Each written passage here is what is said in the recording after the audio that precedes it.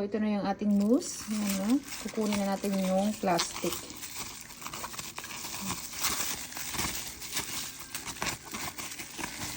Ayan. Ayan ang plastic. So, let's see kung natunaw na. Oh, yeah. Hugasan ko lang to. And then, isi-share ko sa inyo yung aking marinade recipe. Maglalagay ako dito ng soy sauce. Ayan. Worcestershire. Or Worcestershire. A little bit of olive oil. And then for spices, steak seasoning. Andyan, masarap yung seasoning na to. Good amount of seasoning. Rosemary. Good amount of rosemary right there. And minced garlic. Masarap to, promise. Magpaparami yung kanin mo o kaya patatas pag ito yung marinade mo sa mousse. And then, halo-halo ko lang dyan.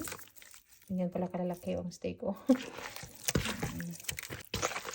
The best ito pag naka-marinade siya overnight.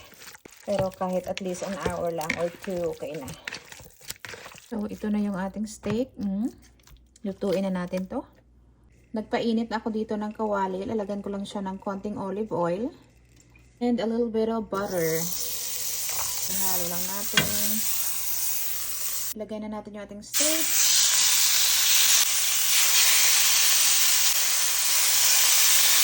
Baliktarin na natin. You like medium well? Gusto nyo daw medium well done. Good luck. Good luck. If I get it to medium well. Okay, I think this is done. Kunin na natin to.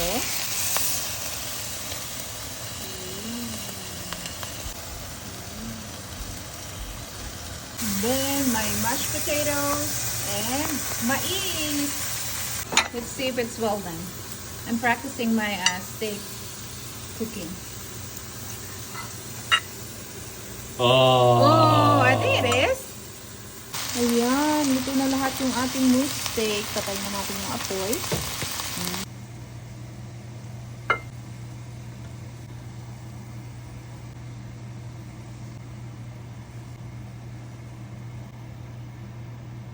Ooh, look at that. Yummy. Gusto ko palang ipakita sa inyo kung gaano kalambot yung mousse meat na to. Yung mousse pala na to is from last year, 2024. O, tingnan nyo. Kahit tinidurin lang, o. Ayan. I think nakakatulong din yung marinade na magpalambot ng karne nito. Ayan, o. Ayan. Tapos, ang sarap ng spices niya. Garlicky na may rosemary. Sarap. So din sa spices. Diba? Sarap. Sa mga nagtatanong po pala kung anong lasa ng mousse, para sa akin parang ano lang siya, parang baka lang siya. Pero imagine niyo na walang sebo, walang taba. Yun yung lasa niya. Para lang sa akin ha. Sa iba baka iba. Pinampak ko na to. Harap. Okay, yan lang. Bye. Kain na na.